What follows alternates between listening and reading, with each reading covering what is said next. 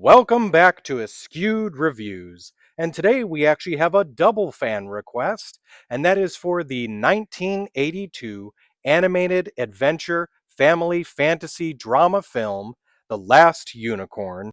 Here is your trivia question for today. Which actor or actress offered to voice over for free because they love the book so much? The answer will be at the end of this video. We start off in a beautiful forest where the animals are protected and it's spring all the time. The reason for this is the forest is inhabited by a unicorn, and apparently the very last one. One day, a butterfly that has been traveling the world comes and visits the unicorn. She asks if he has seen any others of her kind. He states that he has, and that they are out at a faraway castle that is guarded by a giant beast known as the Red Bull. The unicorn decides to head off towards this castle and find others of her own kind. One night, while the unicorn is sleeping, she is captured by a wizened old woman, her son Ruck, and a bumbling magician named Schmendrick. The old woman happens to be Mommy Fortuna, who owns the Midnight Carnival, where she showcases beasts of magical nature, which now includes the unicorn. With the aid of Schmendrick, the unicorn is freed, and the two of them head off to their next adventure, where they run into Captain Cully and his group of free men, which is essentially Robin Hood and his merry men. As part of this band, they meet a woman named Molly Grew, who ends up befriending the unicorn and Schmendrick, and now all three of them head off to continue their journey. The three of them eventually do make it to this far off castle. Now, will our heroes be able to find the unicorns, or will the Red Bull capture the last one? The movie is based off of the novel The Last Unicorn by Peter S. Beagle. Peter S. Beagle was very excited about having his novel turned into an animated film. His one request of the producers, though, was to not go with Rankin and Bass, as he did not like what they did with the Hobbit movie, and he really did not like any of their Christmas specials.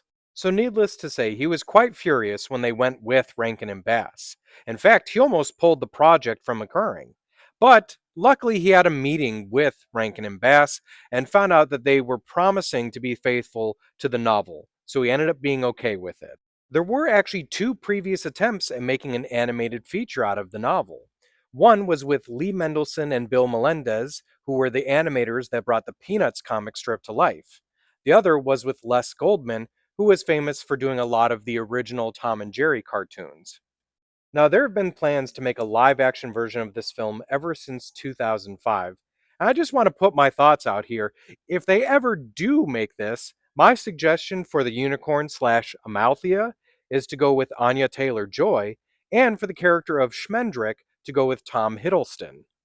On a bit of a sad note, ever since 2005, both Christopher Lee and Angela Lansbury had stated that they'd be willing to come back in the live action version.